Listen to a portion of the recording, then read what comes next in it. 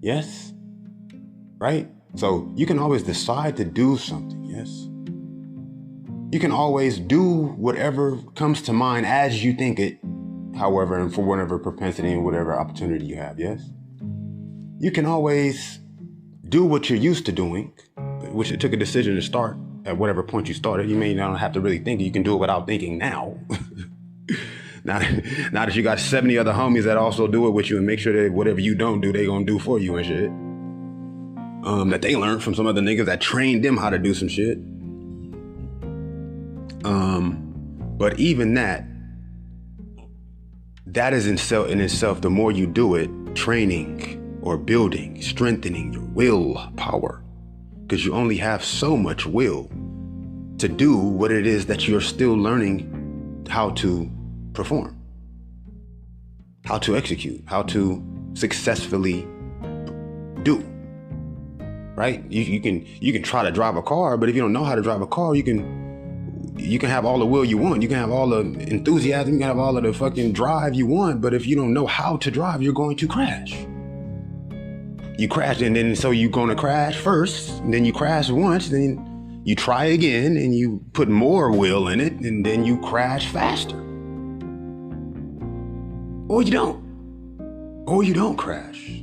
A miracle happens, and you are able to crack your will reservoir and open up a whole nother chamber. And luckily, you drive long enough to where you learn how to not crash as you even adding more willpower to the shit that you're doing, because it's just that fluke of a amazing occurrence. But that's very, very rare.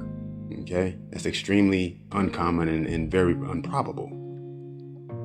What's it going to take is you taking your time more and not exerting so much will into learning what is possible as you define, as you master the action or process that you're pursuing, the performance that you are considering, that you have decided to entertain, to involve yourself in, to master, basically, right? And through that, and the different gauges and ranges of propensities and intensities of will that you're adding or decreasing, because as you might go full-fledged, you might go 80% the first time, and of course, you know what I mean, you don't know how to drive. It's like you feel like you just want to do it, and you're just ready to do it. You're not afraid, you know what I mean? You got courage.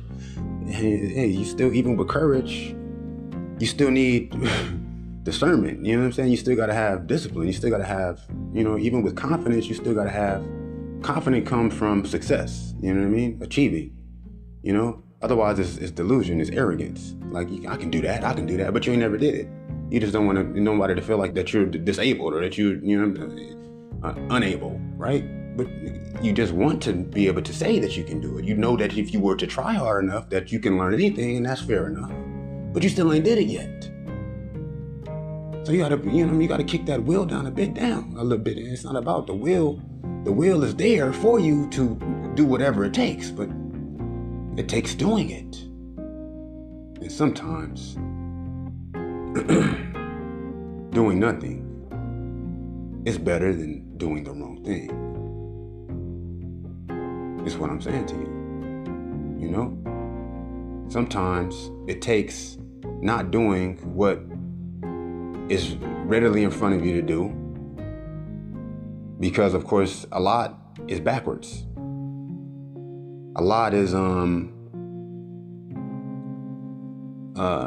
backwards in today's world. Most of it is mirror reflected flipped, for one, and that's probably why.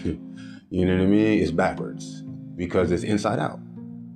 You're looking at a reflection of it, for one, to begin with, right? So, the will, though.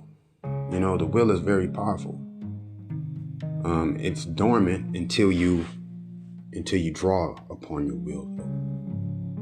You know, you see the case of the mother who lifted a 18-wheeler truck to free her child from up under it. She didn't think about that.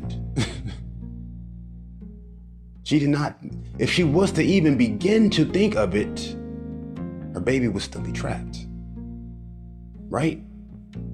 Now, that was not good to attempt, because she could have thrown her back out. And then she'd be sitting there with a bad back and her baby still be trapped. Right? But it was best because it freed her baby. Yes? You feel me? Now, it would have been the worst situation had her thrown her back out and the baby still trapped. That'd have been the worst situation. The worst would have came to worst at that point. But that's all in that approach, the time involved, and also the decision. You know what I'm saying? The idea in relation to the thought, as well as the impulse, as well as the willpower, as well as the instinct, as well as the reflex, right? We have these natural reflexes, right? We have an inspiration within us when it comes to not just singular activities or singular responses or just, everyday activities / tasks or options.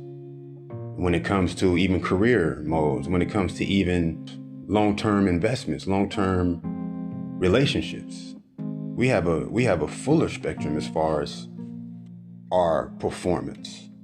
And that is our life walk. You know what I'm saying? Our calling. That we feel within us, that instinct, that impulse, that reflex. A reflex is instant, but all of eternity is but a moment. Yes?